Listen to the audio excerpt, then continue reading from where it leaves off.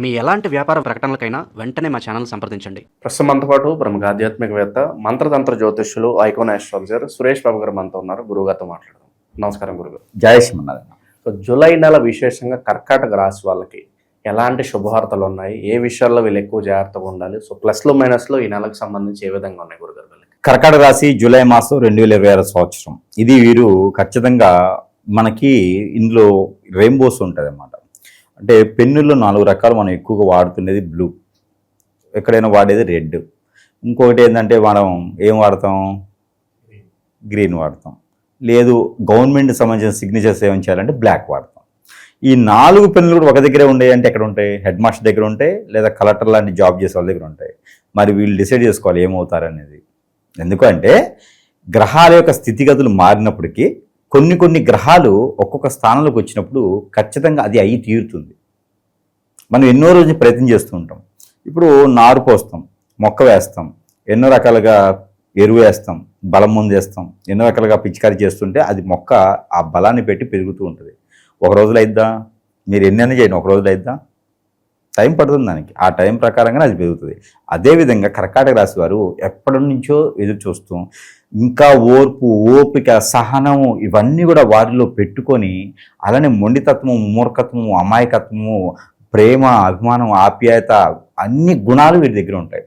అన్ని లక్షణాలు అన్నమాట. ఒక హోటల్కి వెళ్తే ఒక వెయిట్ టీ ఏంటి అంటే దాంట్లో షుగర్ ఉంటుంది, టీ పొడి ఉంటుంది, పాలు ఉంటాయి, అన్నీ ఉంటాయి కదా. గ్లాసులో పోసి టీ ఇస్తారు. ఎంత అద్భుతంగా మనం తాగేసి వస్తామో అంటే శభాష్ అని చెప్పి డబ్బులు ఇచ్చి వస్తాం. అదేవిధంగా ఎలా అయితే టీ ఉంటుందో అదేవిధంగా కర్కాటక రాశి వారి మనస్తత్వం, మైండ్ తత్వం అందరికీ కూడా ఒకేలా ఉంటుంది. నువ్వు పేదవాడు నువ్వు ఒకలాను, ఉన్నవాడు ఒకలాను ఉండదు. ఏదైనా పని ఉందంటే చేయాలనుకుంటే హార్ట్ఫుల్గా చేసేస్తారు, చేయకూడదు అనుకుంటే దగ్గర కూడా రానిరు. వాళ్ళకి ఏంటంటే నచ్చితే ఎక్కడ దాకా వెళ్తారు, నచ్చలేదంటే మాత్రం దగ్గరికి అసలు కన్ను ఎత్తి చూడడం కూడా చూడరు. ₹1 కాదు 100 కోట్లు ఆడ పోసినా కూడా లెక్క చేయరు, వాటి పక్కన పట్టించుకుంటారు.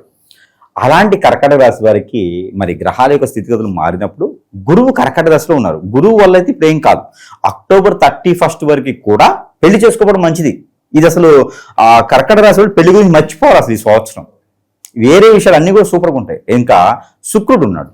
శుక్రుడు ఇటీవల కాలం వరకు కూడా మనకి ఎప్పుడు జూలై 6 వరకు 5వ తారీఖు వరకు కూడా కర్కాటక రాశిలో ఉన్నాడు. జూలై 5, 6 తారీఖులు మనకి సింహరాశికి రావడం జరిగింది. సింహరాశిలో కేతుతో పాటు ఉన్నాడు శుక్రుడు. కాబట్టి ఇది 14వ తారీఖు మళ్ళీ మిథున రాశికి మారేటువంటి రవి భగవానుడు.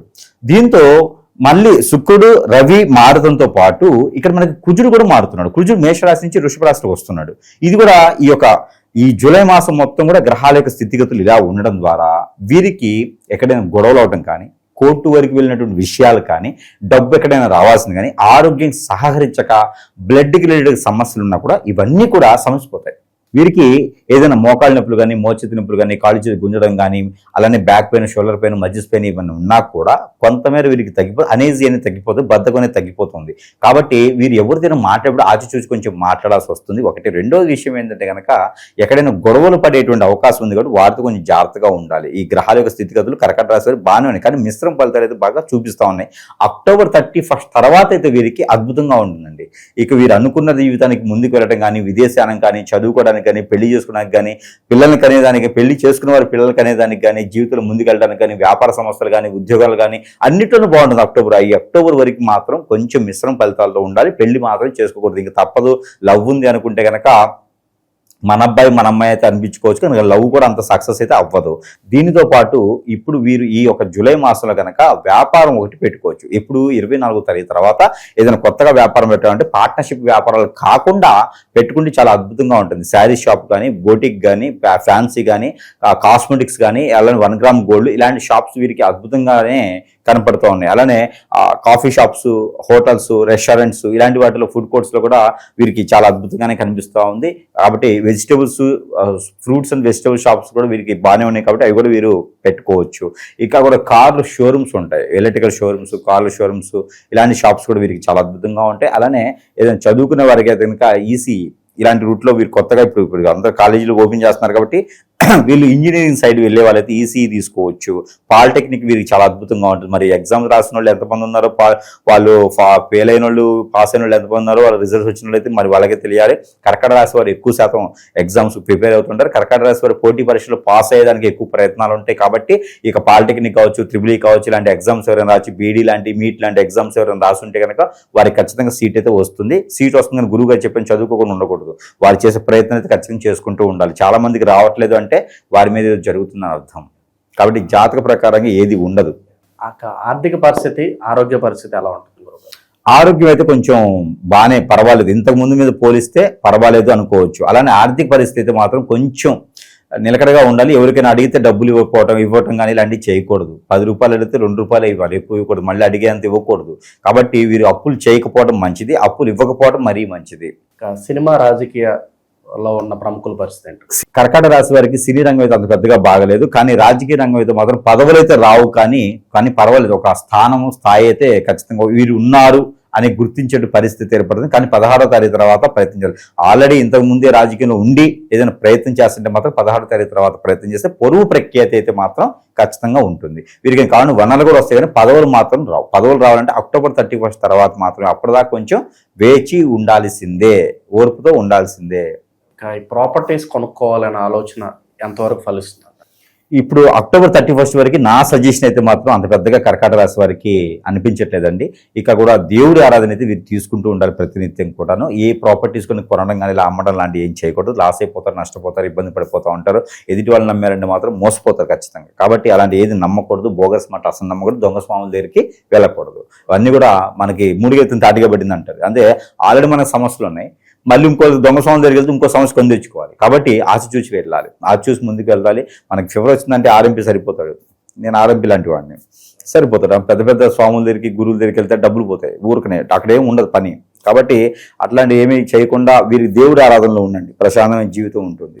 ఈ నరఘోష, నరదిష్ట ఎక్కువగా ఉన్నాయి, శత్రువులు ఎక్కువగా ఉన్నారు. మా భార్యనో భర్తనో ఏదో చెడు క్రియలు చేపించి వాళ్ళ వైపు లాక్కునే ప్రయత్నాలు చేస్తున్నారు గురుగారు. ఏం చేయాలి అనే పరిస్థితి, అర్థం కావట్లేదు అనుకునే పరిస్థితి చాలా మందికి ఉంటుంది గురుగారు. ఏం చేస్తున్నారు? ఇది ప్రపంచంలో ఒకరి సమస్య కాదండి. మనం ఎక్కడున్నా కూడా మనతో పాటు వచ్చి ఉంటే మన షాడో, మనతో పాటు మన షాడో ఖచ్చితంగా ఏ దేశంలో వెళ్ళండి మీరు, మన షాడో మన వెనకనే వస్తుంది. అదేవిధంగా మనం అంటే పడని వాళ్ళు కానీ, మనం అంటే ఇష్టం లేని వాళ్ళు కానీ, మనం ఎదుగుతున్నామే అని కుళ్ళు, రంది, కుతంత్రాలతో ఉండేవారు కానీ ఉంటుంటారు. ఇది ప్రపంచంలో కాదండి, ఎక్కడైనా ఉంటారు. ఇంటి పక్కన వాళ్ళు, ఇంటి అనుకున్న కాదు, మన ఇంట్లో వాళ్ళే ఉంటారు.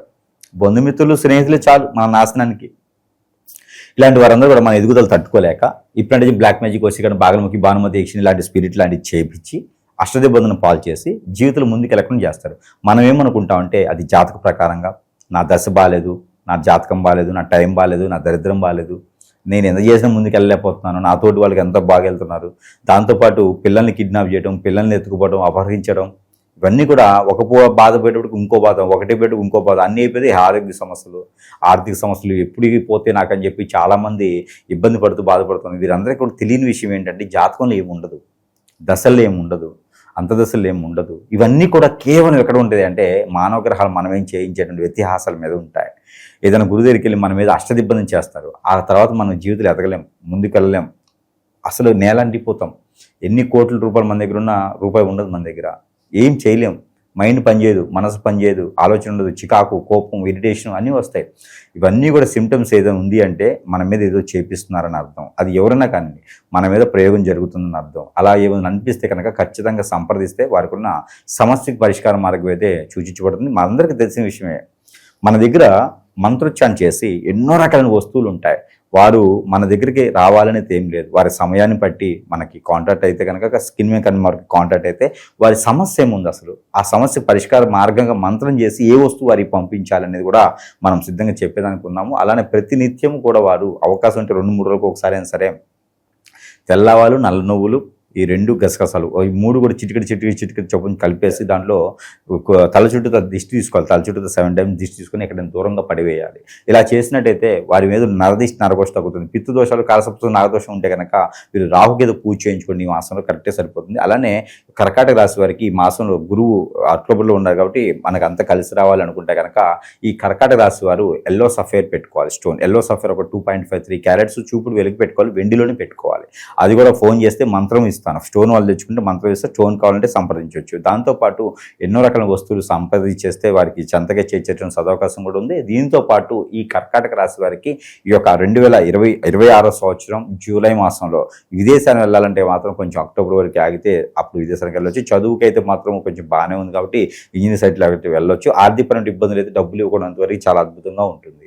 గురుగారు, మరి విశేషంగా ఈ మాసంలో వీళ్ళు ఎలాంటి పరిహారాలు చేసుకుంటే బాగుంటుంది అంటారు?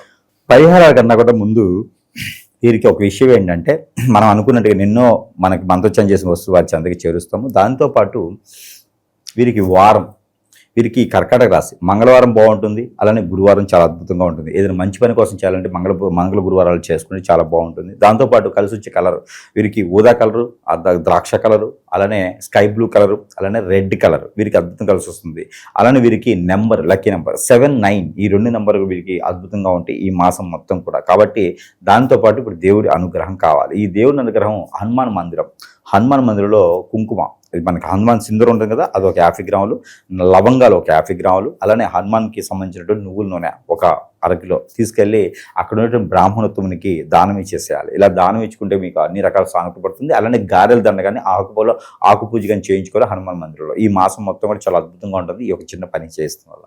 మంచి విశ్లేషణ అందించారు గురుగారు, ధన్యవాదాలు.